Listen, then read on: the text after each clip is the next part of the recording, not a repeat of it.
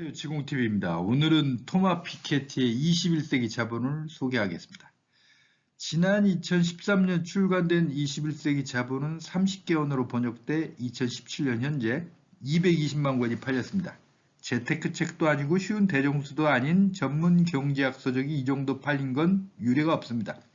이 책은 전 세계적 충격을 줬습니다. 한마디로 21세기 자본은 힘이 셉니다. 그 비결은 팩트로 말하기 때문입니다. 21세기 자본은 우리말 번역본이 820쪽이나 될 정도로 길고 내용도 어렵지만 주장이 강하지 않습니다. 오직 팩트로 말합니다. 3세기에 걸쳐 20여 개 국가의 통계를 분석해 봤더니 이런 결론이 나왔다고 얘기하는 책입니다. 이 책의 이름이 왜 21세기 자본일까? 영어로 번역된 책의 제목은 Capital in the 21st Century입니다. 한데 칼 마르크스의 자본론은 독일어로 다스 카피탈, 영어로 캐피탈이거든요. 감이 좀 옵니까? 토마 피케티는 21세기 자본에서 마르크스가 자본주의의 기술적 발전 등을 등한시했다고 비판합니다. 하지만 책 제목에서 알 수 있듯이 마르크스의 자본론을 크게 의식하고 있습니다. 자본론은 1867년, 21세기 자본은 2013년 출판됐습니다. 19세기에 출판된 자본론과 대비해 21세기에 쓴 자신의 책을 21세기 자본이라고 한 거죠. 자본론 별명이 노동자의 성경입니다. 근대 이후 세상에 가장 큰 영향을 준 책입니다. 21세기 자본이라고 이름 붙인 것은 아마도 피케티가 전 세계에 영향을 주고 싶은 열망의 표현 아닌가 합니다. 책 이름도 그렇고 내용도 그렇고 우파들은 이 책을 마르크스주의 경제학 책, 빨갱이 책 등으로 비난합니다. 그러나 피케티는 마르크스주의자가 아닙니다. 마르크스는 자본주의 하에서 억압과 착취, 불평등은 절대 사라질 수 없으므로 자본주의 체제를 파괴해야 한다고 주장했습니다. 그러나 피케티는 불평등을 인정해요. 단 지나친 불평등은 사회에 악영향을 끼치므로 완화해야 한다. 그 방법은 자본에 대한 누진세, 특히 요즘처럼 전 세계적으로 자본 이동이 자유로운 상황에서는 자본에 대한 글로벌 누진세를 부과하는 방법이 효과적이라고 주장할 뿐입니다. 연세대학교 경제학과 홍은 교수는 피케티를 리카르도주의자로 봅니다. 마르크스주의자들은 자본주의에서 불평등, 불로소득을 생산 과정에서 발생한다고 보는 데 비해 리카르도주의자들은 생산 과정은 문제 삼지 않고 오직 분배 과정만 문제 삼기 때문입니다. 마르크스의 불평등 분석을 간략하게 말하면 예를 들어 하루 8시간 노동을 하고 시간당 10,000원씩 일당 8만 원을 받는다고 합시다. 우리는 이를 정당한 임금이라고 생각합니다. 그러나 마르크스는 자본가가 실제로 예를 들자면 6시간분의 일당만 준 것이며 나머지 2시간분은 주지 않고 가로챈다고 주장합니다. 이게 부불노동이고 잉여가치입니다. 마르크스의 자본은 총 3권 2,500쪽인데요. 이거 영업한 기준으로요. 이 책은 한마디로 이 부불노동, 잉여가치가 어떻게 생겨나는지 분석한 책입니다. 그러나 피케티의 21세기 자본을 처음부터 끝까지 다 읽어봐도 자본가의 불로소득이 근원적으로 어디에서 발생하는지는 언급 안 합니다. 단 자본은 스스로 증식하는 성질이 있다고 하는데 이는 마르크스도 했던 말입니다. 주류 경제학은 자본주의 사회에서의 불평등 자체를 인정하지 않습니다. 노동자는 자신의 자유의사에 따라 임금 수준이 자신에게 맞으면 취직할 것이고 안 맞으면 다른 회사를 찾거나 논다고 보기 때문이죠. 또 설사 불평등이 발생한다고 해도 파이가 커지면, 즉 경제 규모가 성장하면 시장 원리에 따라 자동적으로 문제가 해결된다고 주장합니다. 21세기 자본에서 피케티는 쿠즈네츠의 역유자 가설이 바로 이런 논리라고 맹비판합니다. 그레고리 맨큐는 하버드 경제학과 교수입니다. 그 책 맨큐의 경제학은 세계적 베스트셀러로 대표적인 주류 경제학 책입니다. 지난 2011년 월스트리트를 점령하는 시위가 벌어졌을 때 학생들의 그 수업을 보이콧한 적이 있습니다. 당시 시위구가 1% 대 99%였는데 맨큐는 수업 시간에 자본주의 불평등을 항상 옹호했기 때문에 학생들이 반발했던 거죠.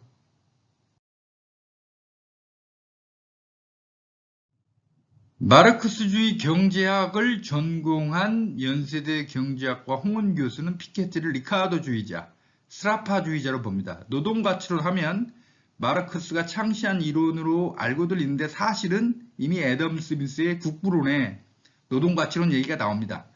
이를 발전시켜 노동가치론을 완성시킨 게 데이비드 리카도고 여기서 더 나아가 잉여 가치론을 제창한 게 마르크스입니다. 스라파주의자란 이탈리아 출신 경제학자 피에로 스라파 학설을 추종하는 사람이란 뜻인데 스라파 역시 큰 틀에서는 리카도주의자입니다. 리카도주의자들은 대체로 중도 좌파적 성향을 띱니다. 21세기 자본에서 피케티가 주장하는 자본에 대한 누진세는 삼인주의적 정책이죠. 마르크스주의, 즉 사회주의는 자본주의 체제를 인정하지 않습니다. 그러나 사회민주주의는 자본주의를 인정하되 지나친 불평등을 억제 또는 완화해야 한다는 입장입니다. 그렇지만 피케티는 또 마르크스와 비슷한 점이 있어요. 마르크스는 경제학이란 단어를 절대 안 썼습니다. 그는 항상 정치경제학이라고 했습니다. 예를 들어 그 대표작 가운데 하나가 정치경제학 비판입니다.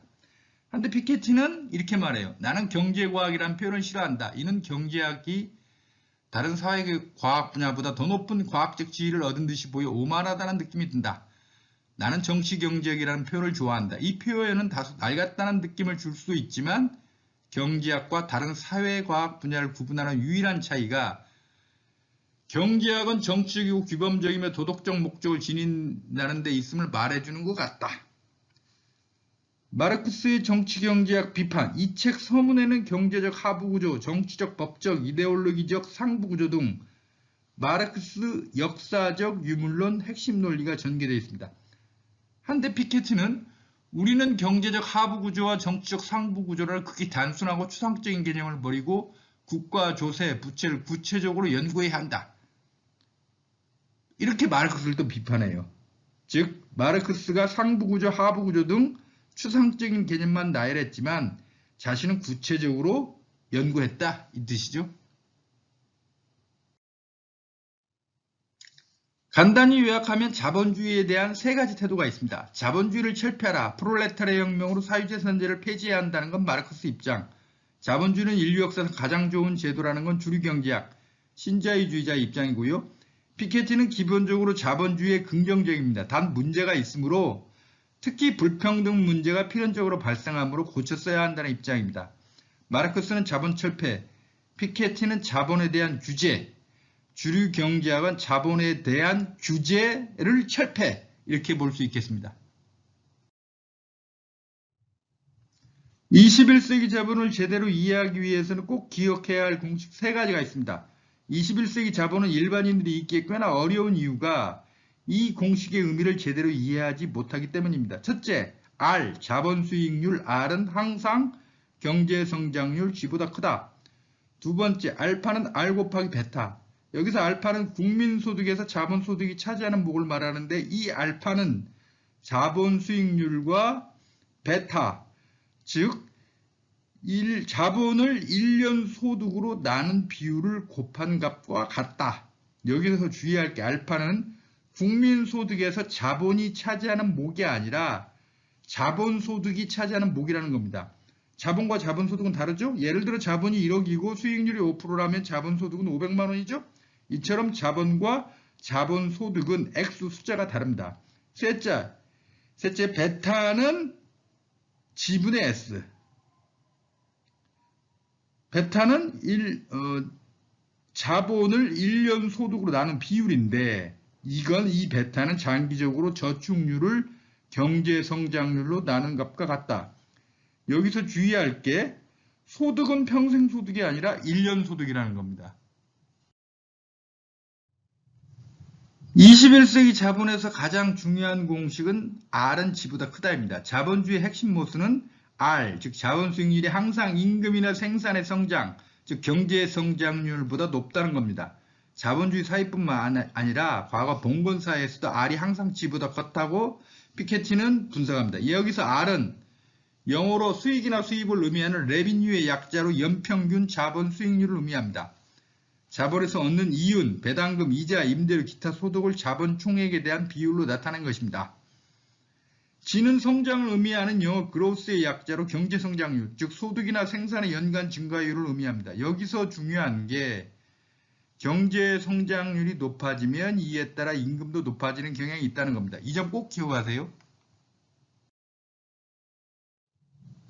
자본 수익률은 2000년 전부터 지금까지 항상 5% 안팎입니다. 경제 성장률은 1700년 이전에는 0.1에서 0.2%, 1700년에서 1820년 사이는 연간 0.5%, 1820년에서 1913년 사이는 연평균 1.5%, 1913년에서 1950년은 1.8%, 1950년에서 2012년 사이는 3.8%입니다. 1776년 제임스 와트가 증기기관을 발명하면서 산업혁명이 시작되고 1820년에서 30년대 증기기관차 증기선이 등장합니다.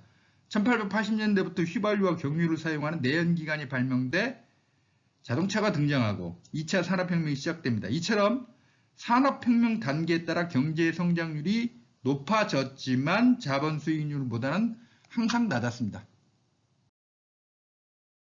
피케티는 자본 수익률이 경제 성장률보다 항상 높았던 이유를 논리적 추상적으로 분석하지 않고 각종 역사적 자료, 팩트를 조사해 봤더니 이런 경향이 확인됐다고 말합니다. 그는 고대 로마 제국 시절에도 당시 가장 대표적 자본이었던 토지의 연평균 수익률이 5%였다고 소개하기도 합니다. 우연의 일치일지는 알 수 없지만 현재 한국에서 부동산 투자를 하는 사람이 기대하는 연평균 수익률이 보통 5% 정도입니다. 피케티의 21세기 자본은 주장보다는 팩트로 말합니다. 더구나 21세기 자본은 숫자로 얘기하기 때문에 설득력이 아주 강합니다. 총소득은 노동소득과 자본소득의 합입니다. 노동소득은 임금, 급여, 사례금, 성과급 등 일해서 버는 돈이고 자본소득은 이윤, 배당금, 이자, 임대료, 로열티 등입니다. 노동소득은 월급, 연봉이고 자본소득은 기업가가 회사를 운영해 버는 돈 또는 개인이 부동산이나 주식, 펀드 등에서 얻는 수입입니다. 좀 깊게 들어가면 자영업자의 수입을 노동소득으로 볼 것인지 자본소득으로 볼 것인지 논란이 됩니다. 자영업자는 자기 자본을 소유함과 동시에 노동에서 돈을 벌기 때문이죠. 자본가의 속성과 노동자의 속성을 동시에 지닙니다. 피케티는 자영업자의 소득은 노동소득으로 간주합니다. 피케티에 따르면 지역과 시대에 따라 다소 차이가 있지만 기본적으로 자본주의 사회에서는 총소득 가운데 3분의 2 내지 4분의 3이 노동소득이고 나머지가 자본소득입니다. 지역과 시대에 따라 다소 다르지만 노동소득의 불평등이 자본의 불평등보다 덜합니다. 한데 자본 자체가 워낙 액수가 크기 때문에 여기서 불평등이 발생하면 전체 소득 불평등으로 직결됩니다. 이 도표에서 상위 10% 노동소득이 전체의 45%를 차지한다면 이는 상위 10%가 평균 노동소득의 4.5배를 번다는 뜻입니다. 하위 50%가 전체 노동소득의 30%를 차지한다면 이들의 평균 노동소득의 60% 수준을 번다는 뜻이죠. 예를 들어 평균 노동소득이 연간 3만 달러라면 상위 10%는 13만 5천 달러, 하위 50%는 1만 8천 달러를 번다는 뜻입니다. 1970년대에서 80년대 북유럽 국가들의 노동소득 불평등이 가장 낮았고 현재 미국이 가장 불평등합니다. 지니계수는 0.3 초반대면 비교적 평등한 것이고 0.4로 가까이 가면 상당히 불평등한 겁니다. 자본 소유의 불평등은 노동소득보다 훨씬 심합니다. 평등하다는 북유럽 국가들도 상위 10%가 전체 자본의 50%를 소유합니다. 지니계수 0.58, 지니계수 0.4를 넘으면 극도로 불평등한 겁니다. 한데 북유럽 국가도 이 정도입니다. 미국은 무려 0.73. 노동소득에서는 하위 50%가 그래도 전체의 25 내지 35%는 가져갔죠. 한데 자본 소유에 있어서는 하위 50%가 전체의 5 내지 10% 정도만 소유합니다. 이 정도로 자본 소유에 있어 불평등이 더 극심합니다. 자본 수익률이 역사적으로 5%였으므로 자본 소유의 불평등은 곧 자본 소득의 불평등으로 직결됩니다. 미국 사회에서 상위 1%가 전체의 35%를 차지해요. 하위 50%는 5%밖에 안 되고요. 이는 미국 상위 1%는 평균보다 35배의 자본을 소유하고 있다는 거고 하위 50%는 평균의 10분의 1 정도만 가지고 있다는 뜻입니다. 1872년에서 1914년 사이를 유럽은 전쟁이 전혀 없이 평화스러웠다고 베레포코 시대라고 부릅니다. 1871년 프랑스 프러시아 전쟁 이후부터 1차 세계대전까지의 시기입니다. 또 이때는 내연기관의 발명으로 2차 산업혁명, 자본주의가 한층 더 발달했고 동시에 제국주의가 극성을 부리던 시기입니다. 이때 주요 자본주의 국가의 상위 10%가 자본의 90%, 상위 1%가 자본의 50%를 소유했습니다. 사실 이 정도의 불평등은 동서양 막나라고 1900 이전 어느 곳에서나 마찬가지였습니다. 총소득에서 임금이 차지하는 비중이 높지만 자본소득의 불평등이 극심한 데다 자본 자체가 덩치가 크기 때문에 거기서 나오는 수익의 총익도 큽니다.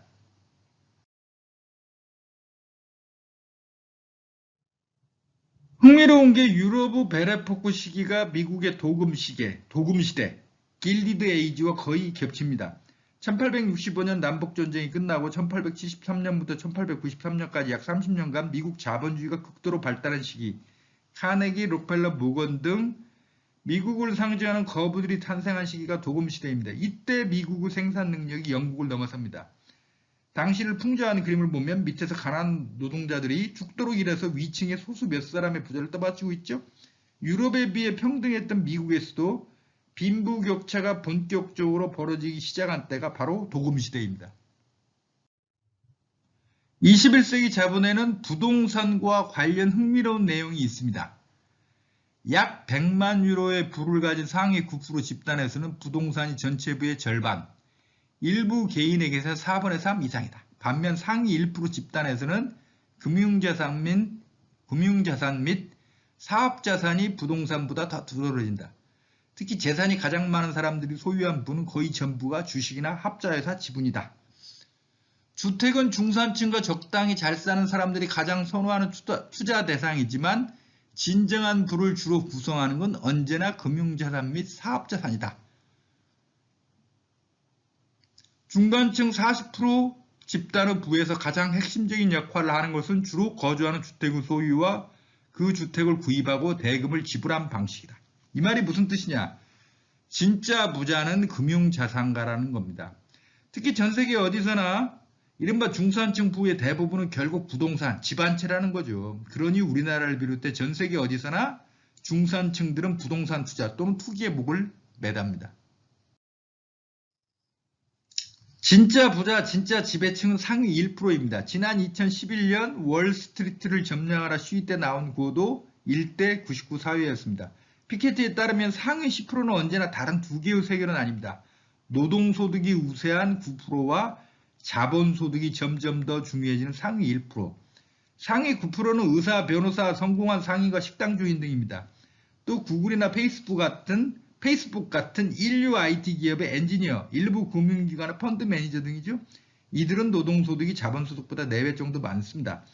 그리고 이들의 자본소득 대부분은 금융보다는 부동산에서 나옵니다. 그러니까 예나 지금이나 진짜 상위 1% 부자들은 자본의 대부분이 금융재산, 그 밑은 자본 대부분이 부동산이라는 거죠. 상위 1%는 돈도 많지만 힘도 셉니다. 왜? 숫자가 많기 때문입니다. E.H. 카의 명저 역사란 무엇인가에는 이런 말이 나옵니다. 역사에는 숫자가 중요하다. 상위 1%는 재력이 강하고 사회적 지위도 높고 무엇보다 숫자가 많습니다. 보통 한 사회 인구의 80%가 성인 인구거든요. 지난 2013년 기준 프랑스 인구 6,500만 명, 성인 인구 5천만 명. 그러면 상위 1%는 50만 명, 미국의 경우는 260만 명이나 됩니다. 이 정도면 아주 많은 숫자죠. 한국의 2017년 인구는 5,147만 명, 성인 인구는 80% 잡으면 4,117만 명, 상위 1%는 41만 명 정도 됩니다. 총소득과 자본소득을 합친 총소득의 불평등 정도입니다. 북유럽 국가는 상위 10%가 전체 소득의 25%를 차지하는데 미국은 50%를 차지합니다. 특히 미국은 상위 1%가 전체 소득의 20%를 차지해요. 이는 그들이 평균보다 20배의 총소득을 올린다는 뜻입니다. 이에 비해 미국은 하위 50%가 전체 총소득의 20%밖에 차지 못합니다. 북유럽 국가는 지니계에서가 0.16이지만 미국은 0.49입니다. 0.4를 넘으면 극심한 불평등 사회예요. 미국이 이러니까 지난 2017년 월스트리트를 점령하라 시가 벌어진 거죠. 21세기 자본에는 한국의 소득 불평등을 분석한 자료는 없지만 국내 학자들이 연구한 바에 따르면 유럽보다는 불평등이 더 높고 미국보다는 약간 낮은 수준입니다. 그래서 R과 G의 관계는 아주 중요합니다. R은 역사적으로 유사일에 항상 5% 안팎이지만 경제 성장률은 높아졌다 낮아졌다 했지만 항상 5% 미만이었습니다. 또 방금 봤듯이 자본 소유의 불평등이 극심합니다. 성장률이 높으면 예를 들어 임금이 연 5%씩 상승하는 경우 자본이 없어, 즉 자본소득이 없어 노동소득으로만 살아가야 하는 사람들이 부를 축적하기 쉬워집니다. 거대한 자본을 소유한 사람들을 따라잡기 쉽습니다. 개천에서 용나는 사회, 사다리 타고 위로 올라갈 수 있는 사회가 되는 거죠. 그러나 성장률이 낮아 임금 상승률이 연 2%로 하락하면 가난한 자들, 노동소득으로 살아가는 자들은 부를 축제하기 힘들죠. 이에 비해 이미 자본을 가지고 있는 자들, 상위 10%는 역사적으로 확인된 기본 자본 수익률 5%로 가난한 자, 노동소득으로만 살아가는 자들과의 격차를 더욱더 벌릴 수 있는 거죠. 두 번째 공식입니다. 알파는 R 곱하기 베타. 여기서 알파는 국민소득에서 자본소득이 차지하는 무기입니다. 자본 총액이 아닙니다. 자본소득이 차지하는 무기입니다. 자본이 1억 원인데 자본 수익률이 5%라면 자본소득은 500만 원입니다. 이 500만 원 자본소득이 노동소득과 임금소득 합인 총소득에서 몇 프로나 되느냐가 알파입니다. 베타는 자본을 1년 소득으로 나눈 겁니다. 베타는 한 해 소득 대비 자본이 몇 배의 가치를 가지고 있느냐 이겁니다. 이 베타 값 개념을 꼭 숙지해야 합니다. 예를 들어 어떤 나라의 자본이 아파트만 있다고 합시다. 이 나라 사람들의 평균 연봉이 5천만 원이라면 이 아파트 값이 5억 원이라면 이 나라의 베타는 10입니다. 아파트 값이 3억 원이라면 베타는 6, 10억 원이라면 베타는 20입니다. 따라서 알파는 R 곱하기 베타. 이 공식은 수학적으로 당연하게 성립하는 항등식입니다. 21세기 자본에는 선진국들의 베타가 얼마가 되는지 나와 있습니다. 2019년 9월 말 현재 1달러가 0.92 유로거든요. 21세기 자본에는 돈의 단위로 유로를 많이 사용하는데 그냥 달러로 바꿔서 생각하기도 비슷합니다. 오늘날 선진국들에서는 일반적으로 자본소득 비율, 즉 베타는 5, 6, 4이다. 2010년 프랑스와 영국, 독일, 이탈리아, 미국, 일본의 1인당 국민소득은 3만에서 3만 5천 유로. 반면 민간부의 총액, 채무를 제외한 민간부의 총액은 1인당 15만에서 20만 유로였다. 전 세계 어디나 서민들의 자산 대부분은 부동산입니다. 그렇죠? 우리나라 보통 사람들 금융자산이나 빌딩, 공장, 회사가 어디 있습니까? 다 아파트 한 채지. 지난 2018년 12월 현재 서울 시내 아파트 중위값은 8억 4,502만 원입니다. 중위값이나 아파트 100채를 일렬로 나열했을 때 50번째 해당하는 한가운데 있는 아파트 가격입니다. 강남 한강이남 11개구 아파트 중위가격은 10억 5,852만 원. 강북 14개구 아파트 중위가격은 5억 9,424만 원입니다. 부산, 대구, 광주 등 6개 광역시 아파트 중위가격은 2억 3,985만 원.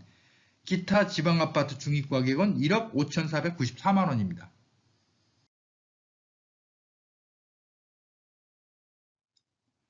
서울 아파트 중위값 8억 4,502만 원은 연봉 5천만 원 월급쟁이가 17년 동안 단 한 푼도 안 쓰고 저축해야 구입 가능합니다.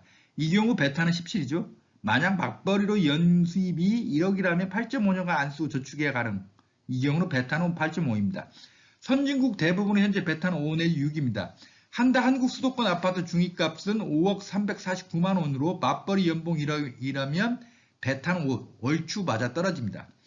다른 식으로 거칠게 계산하면 한국 1인당 GDP가 3만 달러, 4인 가족 기준 연간 12만 달러, 서울 아파트 중위값 8억 5천만 원, 현재 환율 달러당 1200으로 잡고 계산하면 4인 가족 기준 연수입 1억 4,400만 원, 연간 소득 대비 아파트 가격 즉 베타가 5.9가 나옵니다. 한국은 대기업 집중, 소득 격차가 심해서 1인당 GDP로 계산하는 게 과학적 근거는 없지만 대강의 추세는 보여줍니다. 베타는 서민 입장에서 거칠게 말하면 연봉으로 1년 연봉으로 아파트 살 때 몇 년 걸리는가 그 개념으로 이해하면 편리합니다. 전 세계 어디든 선진국이든 후진국이든 개발도상국이든 상위 10%를 제외한 나머지 90% 사람들의 자본은 거의 다 주택입니다. 아파트 한 채예요. 2018년 5월 대외경제정책연구원 보고서를 보면 서울의 PIR이 11.2입니다. 즉 서울에 사는 보통 사람이 가구당 연소득으로 아파트 한 채 사려면 11.2년 걸린다는 뜻이죠. 앞에서 말한 서울 아파트 베타 6과 차이가 나는데 이는 계산 기준, 수치 등의 차이 때문에 발생하는 거고 개념은 기본적으로 동일합니다. 세 번째 공식은 베타는 지분의 S, 즉 자본 1년 소득 비율은 장기적으로 저축률을 경제성장률로 나눈 값과 같다.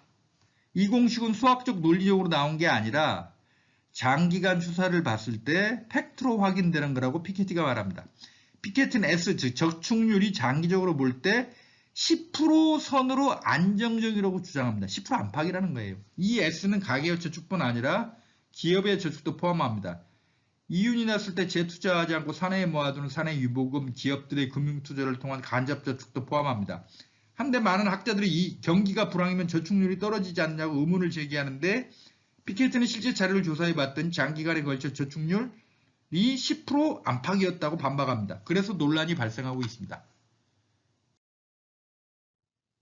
이 세 개 공식을 잘 보면 자본 수익률 R은 역사적으로 5% 안팎, 저축률 역시 10% 안팎이므로 안정적입니다.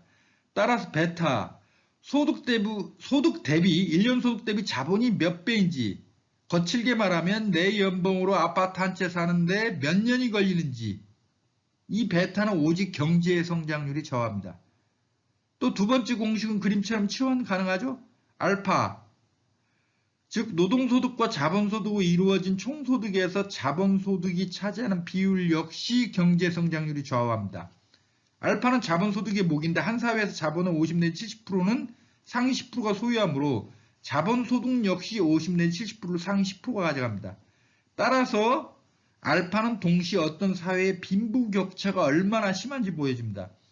내 연봉으로 아파트 한 채 사는데 몇 년이 걸리느냐, 이런 개념인 베타는 보통 사람의 노력으로 상위 계층으로 쉽게 이동할 수 있느냐는 지표입니다. 이 알파와 베타 둘 다 경제 성장률이 좌우한다는 게 이 세 개 공식의 결론입니다. 부자라고 하루 10끼 100끼 먹지 않죠? 따라서 자본을 많이 소유한 자는 자본에서 얻는 소득의 일부만 저축해도 자본을 크게 늘릴 수 있습니다. 이에 비해 가난한 자는 얻는 소득에서 기본적 의식주 해결에도 급급하고 저축할 여력이 거의 없습니다. 이 경향이 경제 성장률이 낮으면 더욱 극심해지는 거죠. 그래서 피케티는 자본 수익률이 경제 성장률을 크게 웃돌 때는 논리적으로 상속재산이 생산이나 소득보다 더 빠르게 늘어난다고 할 수 있다. 물려받은 재산을 가진 사람들은 자본소득에서 얻는 소득의 일부만 저축해도 전체 경제보다 더 빠른 속도로 자본을 늘릴 수 있다. 자본주의는 항상 민간 자본의 수익률 R이 장기간에 걸쳐 소득과 생산의 성장률 G를 크게 웃돈다. R은 G보다 크다는 부동식은 과거에 축적된 부가 생산과 임금보다 더 빨리 증가한다는 것을 의미한다. 기업가는 필연적으로 자본소득자가 되는 경향이 있으며 자신의 노동력밖에 가진 게 없는 이들에 대해 갈수록 더 지배적인 위치를 차지한다. 자본은 한 번 형성되면 생산 증가보다 더 빠르게 스스로를 재생산한다. 과거가 미래를 먹어치우는 것이다. 과거가 미래를 먹어치운다. 21세기 자본 이 책을 대표하는 말입니다. 우리는 흔히 돈을 번다고 하죠. 가진 돈이 크면 클수록 더 많은 돈을 법니다. 21세기 자본에는 재미있는 사례가 나오는데 미국 여러 대학 기금 수익률입니다. 명문대인 하버드, 예일, 프리스턴대 등은 기금 규모도 크고 수익률도 평균 8.2%보다 높습니다.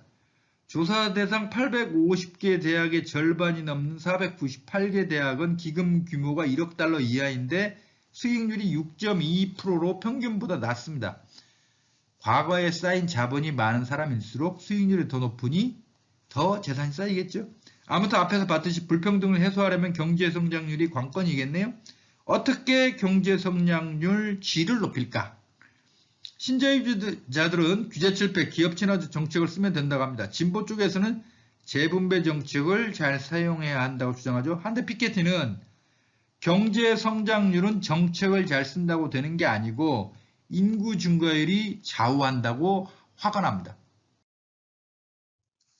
도표에서 보듯이 1700년 이전, 즉 자본주의가 본격화되기 이전의 전세계 평균 경제 성장률이란 곧 인구 증가율입니다. 인구 증가율을 빼면 실질 성장 제로입니다.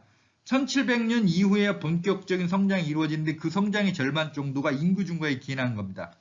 1913년부터 2012년까지 지난 100년간 연평균 3%라는 그 이전에 0.1%에 불과했던 것에 비해 30배가 뛰었지만 이 가운데 1.4%가 인구 증가에 기인한 겁니다.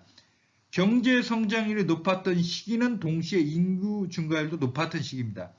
현재 우리나라 출산율이 1.0 밑으로 떨어지니까 난리 났죠. 인구가 늘어가야 소비도 늘고 따라서 공장에서 생산한 제품도 판매할 수 있으므로 자본주의 경제 성장에 인구 증가는 필수입니다. 아프리카는 1913년부터 2012년까지 100년간 인구 증가율이 2.2%로 세계에서 가장 높은데 왜 경제는 이럴까요?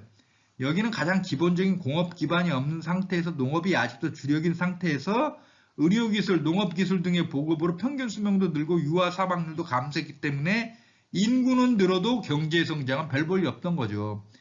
이 도표에서 유심하게 봐야 할 것은 미래 인구 증가 예상치입니다. 전 세계 평균 2012년에서 2050년 0.7%, 2050년에서 2100년은 0.2%에 불과할 것으로 추정됩니다. 유럽은 마이너스 0.1%, 아시아도 2050년에서 2100년 사이 마이너스 0.2%, 아메리카 대륙은 2050년까지 0.6%에서 그 다음 2100년까지는 0% 인구 성장이 예상됩니다.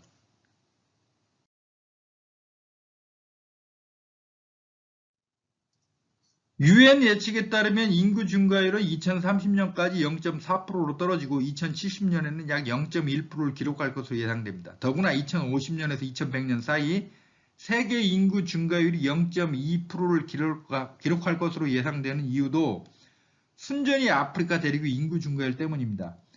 아프리카 인구 증가율은 2012년에서 2050년 사이 1.9%, 2050년에서 2100년 1% 예상입니다. 한데 아프리카는 공업발달 대륙이 아니므로 이 인구 증가는 경제 성장에 별 도움이 안 됩니다. 방금 전 도표에서 봤듯이 2050년에서 2100년 사이에 유럽은 인구 증가율 마이너스 0.1%, 아시아는 마이너스 0.2%, 아메리카 대륙은 0%입니다. 이렇게 인구 증가율이 떨어지면 당연히 경제 성장률도 바닥을 기게 된다는 게 피케티의 분석입니다. 우리들은 1%, 2% 성장을 별거 아닌 걸로 치부하죠. 근데 안 그렇습니다. 이런 얘기가 있습니다. 1626년 네덜란드 동인도 회사의 총독인 피터 미누이트가 맨해튼에 살던 인디언들에게 단돈 24달러를 주고 이 섬을 구입했습니다. 만약 인디언들이 24달러를 연간 8%의 복리로 운영했다면 390년쯤 지난 지금에는 260조 달러로 불어있을 것이다. 또 이런 얘기도 있습니다. 체스를 아주 잘 두던 왕이 어떤 꼬마하고 시합을 했습니다. 꼬마는 만약 자신이 이기면 체스 첫 번째 칸에 쌀 한 톨, 두 번째 칸에는 쌀 두 톨, 세 번째 칸에는 쌀 네 톨, 다음 칸에는 그 전 칸에 두 배씩 쌀알을 달라고 했습니다. 왕은 흔쾌히 허락했는데 나중에 꼬마가 이겼습니다. 체스는 64칸인데 이 64칸을 꼬마가 요구하는 대로 다 채우려면 2의 64제곱에서 1을 뺀 숫자만큼을 줘야 했고 왕이 파산해 버렸다. 뭐 이런 얘기가 있습니다. 21세기 자본 97쪽에는 누적 성장의 법칙 얘기가 나옵니다. 미래의 인구 증가율을 설명하다가 피케티가 이 법칙을 얘기합니다. 우리는 1, 2% 성장을 별거 아닌 것처럼 생각하지만 도표에서 보듯이 인구가 연평균 1%씩만 성장해도 100년 후에는 2.7배, 1000년 뒤에는 2959배가 됩니다. 연간 2%씩 성장하면 100년 뒤에는 7.24배, 1000년 뒤에는 4억 배가 됩니다. 1800년에서 1810년 전 세계 인구가 10억 명이었는데 지금 77억 명입니다. 200년 동안 7배 성장했습니다. 즉 한때 인구 폭탄이란 말이 나올 정도로 세계의 인구 급증이 문제였는데 그래봤자 연평균 1.5% 정도밖에 증가 안 했습니다. 피케티는 이렇게 말해요. 1700년에서 2012년 사이에 집계된 인구 증가율 연평균 0.8%가 다가올 3세기 동안 계속된다면 세계 인구는 2300년에 700억 명에 이를 것이다. 가장 타당성 있는 가설은 수세기 뒤에 세계 인구 증가율이 0.8%보다는 훨씬 적은 수치가 될 것이라는 예상이다. 장기적으로 볼 때 인구 증가율이 0.1에서 0.2%가 될 것이라는 공식 전망은 그럴듯한 추론이다. 사실 일부 인구 전문가들도 현재 세계 인구가 77억 명인데 금세기 말 100억 명을 정점으로 감소할 것으로 예상합니다. 72의 법칙이든 피케티가 말한 누적 성장의 법칙이든 공통으로 말하는 건 똑같아요. 인구 증가율이든 경제 성장률이든 2% 이상 장기적으로 굳이 따지면 200년에서 300년 혹 어쩜 500년 이상 장기적으로 꾸준하게 성장하는 건 물리적으로 불가능하다 이겁니다. 연평균 1%로 1000년간 인구가 증가하면 나중에 2만 1000배, 1.5%로 증가하면 292만 배, 2%로 증가하면 4억 배로 늘어나요. 경제도 이렇게 성장할 수 있습니까? 피케티는 아주 낙관적으로 봐도 2050년 이후 전 세계 경제 성장률이 연평균 1.5%를 넘을 수 없다고 예상합니다. 1%도 힘들 수 있고 심지어 0.5%에 그칠 수도 있다고 봅니다. 앞에서 봤던 그림을 다시 한번 봅시다. 빈부격차와 직접 관련이 있는 알파, 총소득 가운데 자본소득이 차지하는 비중은 경제성장률 G가 낮아질수록 커집니다. 즉 불평등이 커집니다. 한 개인이 노력해서 얼마나 상층부로 이동할 수 있는가, 내가 노력해서 얼마나 기존 부자를 따라잡을 수 있는가와 직접 관련되는 베타 역시 경제성장률 G가 낮을수록 커집니다. 즉 경제성장률이 낮아질수록 빈부격차, 불평등은 커지고 보통 사람이 상층부로 이동하기 어려워지고 기존 부자를 따라잡기 힘들어집니다. 피케티에 따르면 앞으로 인구 증가율이 계속 떨어지므로 경제 성장률 역시 떨어질 것이므로 전 세계적으로 그리고 각 나라에서 알파와 베타가 커질 것입니다. 즉 불평등이 지금보다 훨씬 더 심각해질 거라는 겁니다. 저는 세계 공식에서 변수는 경제 성장률 G밖에 없다고 앞에서 말했습니다. 한데 방금 봤듯이 G는 장기적으로 하락, 그것도 인구 증가율이 0.2% 선으로 떨어지면서 미래에 G 역시 1% 미만으로 떨어질 가능성이 농후합니다. 그렇다면 변수는 사실상 없는 겁니다. 모든 게 고정되어 있어요. 피케티가 예상하던 미래의 경제 성장률이 1%라고 합시다. 계산해보면 베타는 10, 알파는 50%가 나옵니다. 현재 주요 선진국 베타, 즉 거칠게 말해 연봉으로 집 한 채 사는데 걸리는 시간, 요게 5에서 6인데 미래에는 10이 됩니다. 알파는 현재 25에서 35% 사이인데 미래에는 50%가 됩니다. 극도의 불평등 사회가 되는 겁니다. 그래서 여기서 피케티식 혁명론이 나옵니다. 세 가지 공식에서 나머지는 고정되어 있거나 인간의 힘으로 어쩔 수 없습니다. 단 자본 수익률 R은 5%지만 자본의 누진세를 부과하면 세후 자본 수익률이 줄게 되고 따라서 공식상 베타 값은 어쩔 수 없어도 알파는 줄일 수 있다는 거죠. 마르크스가 프롤레타리아 혁명을 얘기했다면 피케티는 누진세 혁명론을 얘기하는 겁니다. 주류 경제학은 불평등을 해소하려면 파이를 키우자는 거고, 누진세는 기존에도 있지만 피케티가 다른 건 그런 글로벌 자본 누진세를 주장합니다. 전 세계적으로 자본의 이동이 자유롭고 조세 피난처 등의 은닉한 자본이 많으므로 국제협조로 싹 파악해서 국제자본 누진세를 매게 한다는 거죠. 자본세는 자본 수익에 상관없이 자본 그 자체에 매기는 겁니다. 부동산 보유세와 개념이 비슷합니다. 피케티는 21세기 자본에서 자기 주장의 근거를 듭니다. 앞에서 봤던 그래프인데 다시 보도록 하죠. 역사적으로 봤을 때 연간 자본 수익률은 항상 5% 안팎이었고 경제 성장률보다는 높았습니다. 한데 방금 봤던 도표에서 자본 수익률은 세금을 부과하기 전입니다. 세금과 자본 손실을 공제한 세후 자본 수익률과 경제 성장률을 비교한 도표가 이겁니다. 1913년부터 1950년까지는 세후 자본 수익률이 1.2%, 1950년부터 2012년에는 3.2% 수준으로 같은 기간 경제 성장률 각각 1.8%, 3.8%보다 낮습니다. 왜 이런 일이 벌어졌느냐? 이 시기는 두 번의 세계대전으로 자본의 파괴가 극심했고 거기에 강력한 누진세로 자본 수익에 세금을 많이 물렸기 때문입니다. 뒤에 보겠지만 이 시기에 전 세계적으로 부의 불평등이 유사일에 가장 작았습니다.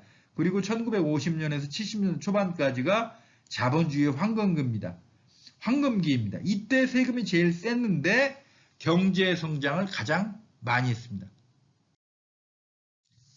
이 도표를 보면 세후 자본 수익률이 2012년부터 미래 2100년까지 4.1 내지 4.2% 수준인데 경제 성장률은 2012년에서 2100년까지 2.2%, 2100년에서 2200년은 1.8% 수준입니다. 이건 피케티가 정말 아주 낙관적으로 가정한 것이고 실제로는 1%도 힘들 수 있다고 그런 생각합니다.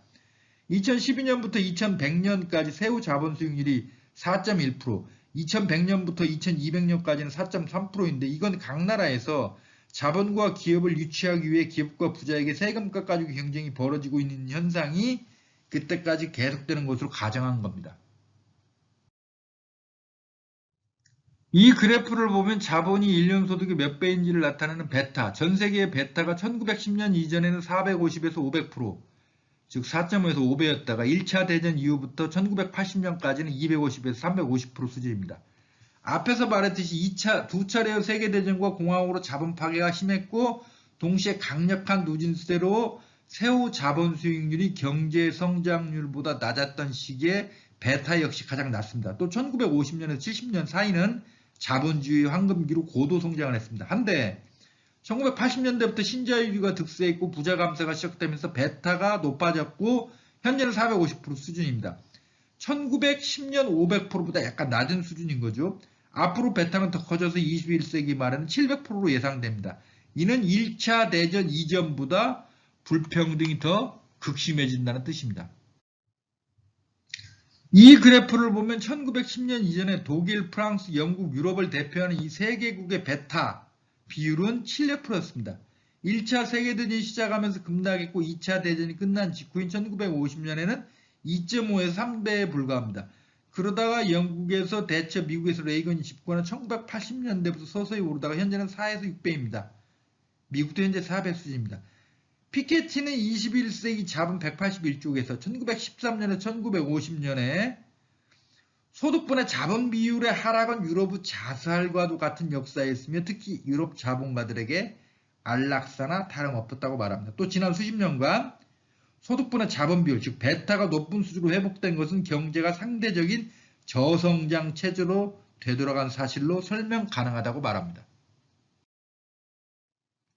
미국, 일본, 독일, 프랑스, 영국, 이탈리아, 캐나다, 호주 등에서 국민소득 대비 민간 자본의 가치가 몇 배인지 알려주는 그래프입니다.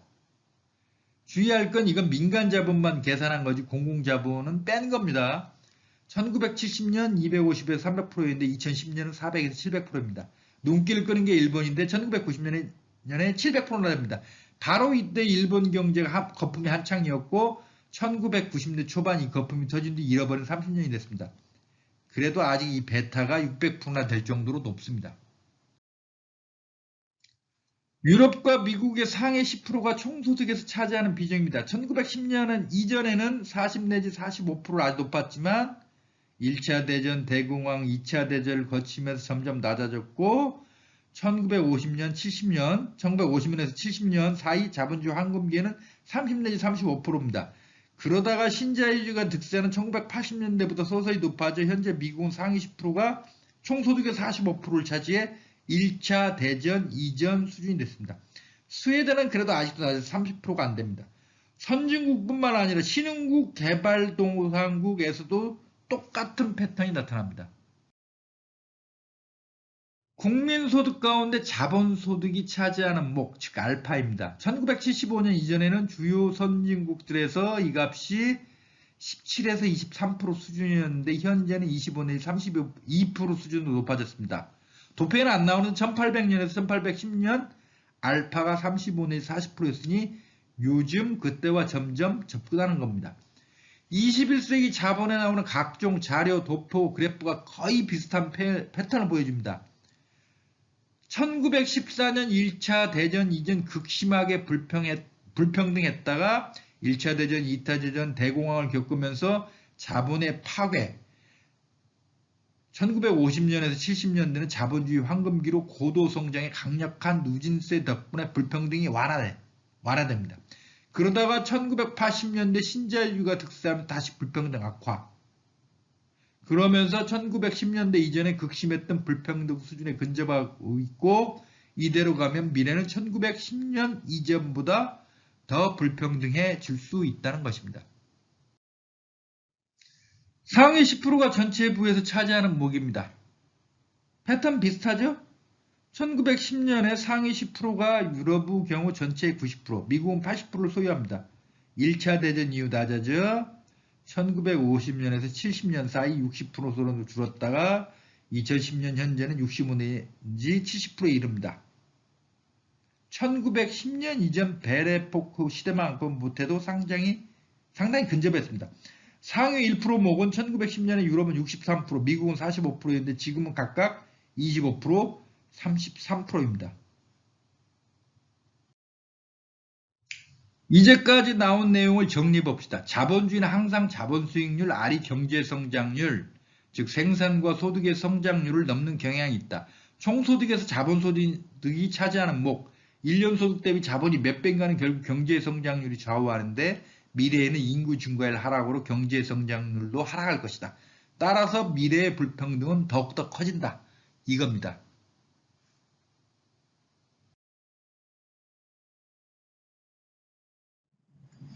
피케티는 새로운 세습자본주의가 출현했다고 비판합니다. 1970년대 초 부유한 국가에서 부채를 뺀 민간 자본의 총액은 국민소득의 2에서 3.5배였는데 2010년에는 4 내지 5배로 증가했습니다. 1970년 이후 부유한 국가들에서 민간 자본이 강력하게 회복됐습니다. 이유는 뭐냐? 첫 번째, 성장률 둔화, 인구 증가율 둔화로 베타는 지분의 S 법칙에 따라 소득분의 자본 비율, 베타가 상승했다. 두 번째는 1980년대 이후 공공자산의 민영화 때문이다. 그렇죠? 신자유주의가 이걸 추진했잖아요. 세 번째, 부동산과 주식시세의 장기적 반등 때문이다. 그래서 피케티는 세습자본주의 문제를 해결하기 위해서는 글로벌 누진세가 필요하다고 주장하는 겁니다. 그 자세한 내용은 다음 동영상에서 알아보도록 하겠습니다.